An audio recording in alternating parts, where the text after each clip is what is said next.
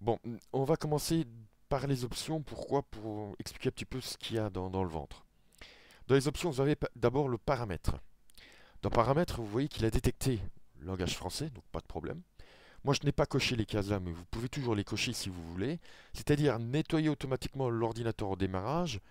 C'est-à-dire que chaque fois qu'il va démarrer, il va nettoyer vos fichiers temporaires. On en reviendra après. Et tous vos fichiers. Si vous cochez ici la case Ajouter, exécuter CCleaner au menu contextuel de la corbeille, c'est-à-dire que quand vous ferez un bouton droit de la souris sur l'icône de la corbeille de votre bureau, vous aurez en même temps un menu qui apparaît en plus. Exécuter CCleaner. Pareil avec ouvrir CCleaner, c'est la même chose. Moi, j'en vois pas l'intérêt. Et ici, rechercher automatiquement les mises à jour pour CCleaner, vous pouvez le cocher si vous voulez. Moi, je ne l'ai pas mis parce que j'y vais assez régulièrement sur le site.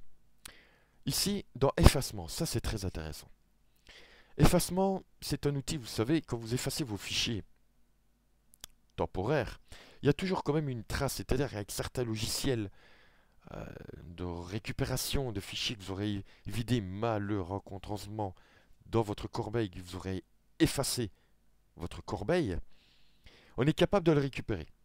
Si maintenant vous avez peur, vous êtes un fanat de la sécurité, vous pouvez très bien cocher ici effacement sécurisé lent.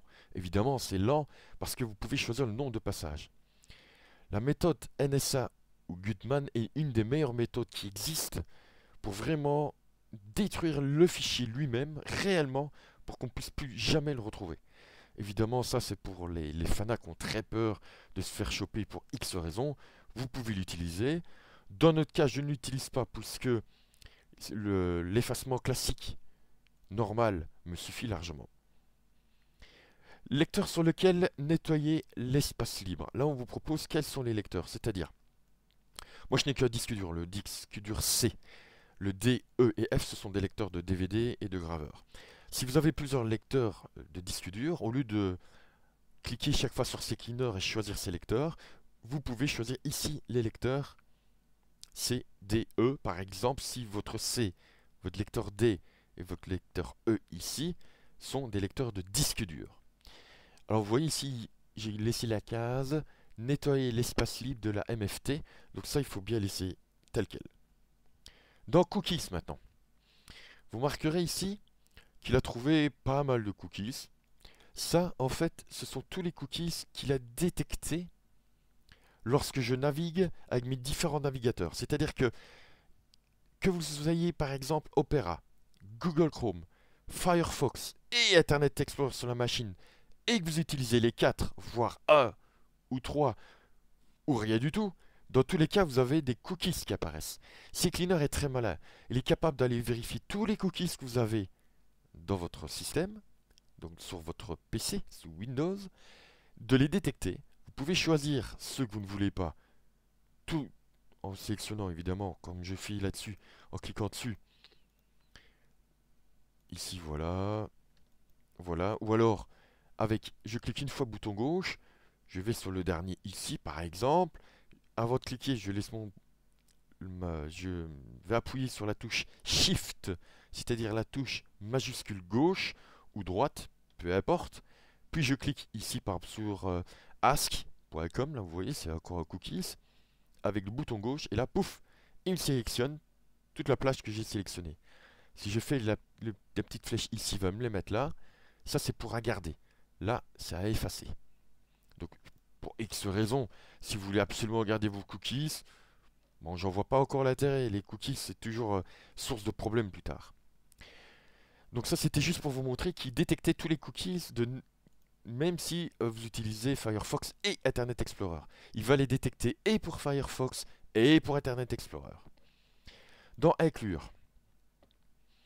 Dans Inclure, si vous voulez, moi je ne le fais pas parce que moi je prends tout le disque dur. Vous pouvez n'inclure que un répertoire d'une partie de votre disque dur que vous voulez scanner, c'est-à-dire pour nettoyer. J'en vois pas trop l'intérêt, puisque l'intérêt justement c'est de scanner tous vos disques durs pour qu'ils soient vraiment propres. Ce qui permettra à Windows de mieux fonctionner et surtout que vous soyez beaucoup plus rapide et beaucoup plus stable dans votre Windows. Et également sur le net. Dans exclure, exclure c'est le même principe. Là, on dit je ne veux pas toucher à tel répertoire, ou mieux, pour ceux qui connaissent beaucoup mieux, je ne veux pas que tu touches à telle clé.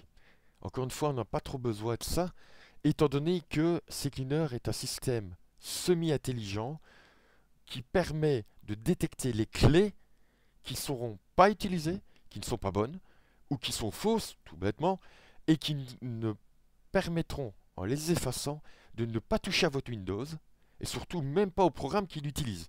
Donc votre programme continuera à fonctionner normalement, votre Windows normalement, ce qui est génial comparé aux autres logiciels. Ensuite, nous avons le bouton Avancer. Dans Avancer, vous voyez ici effacer automatiquement le fichier temporaire de Windows datant de plus de 24 heures. Moi, je l'ai laissé, ce qui me permet de ne pas en avoir de trop, parce que Windows est un bon système. Je ne vais pas parler de la discussion, oui, mais je préfère Mac, l'autre qui dit non, je préfère Linux. Donc moi, je parle d'un système classique.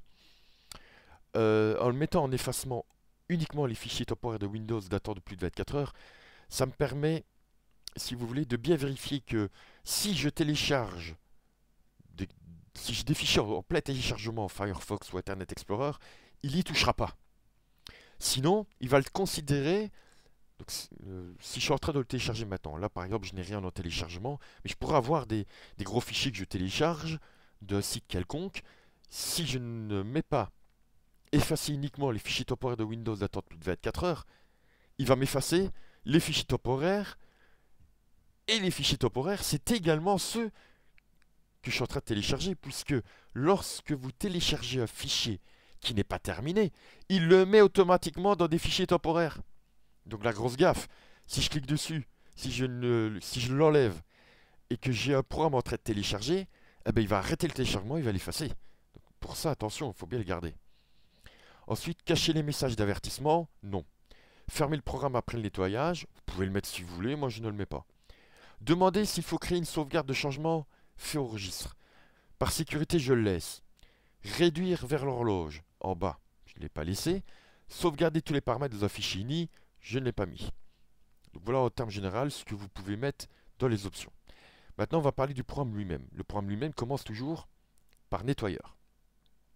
D'un nettoyeur par défaut. Par défaut, voilà ce que CCleaner a coché. On voit bien que pour tout ce qui est Internet Explorer, alors il marque Internet Explorer.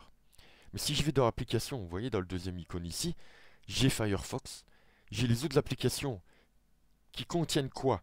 Tout ce qui concerne des fichiers temporaires ou des fichiers, on va dire, de travail temporaire qui restent sur votre disque dur malgré que vous avez fermé votre programme. Un exemple, on voit bien que l'Office, j'ai l'Office 2007.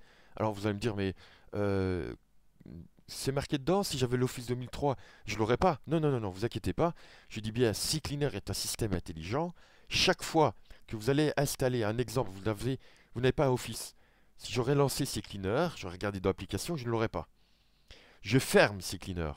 Je installe l'Office ici, par exemple, l'Office 2007. Je relance CCleaner. Vous verrez que dans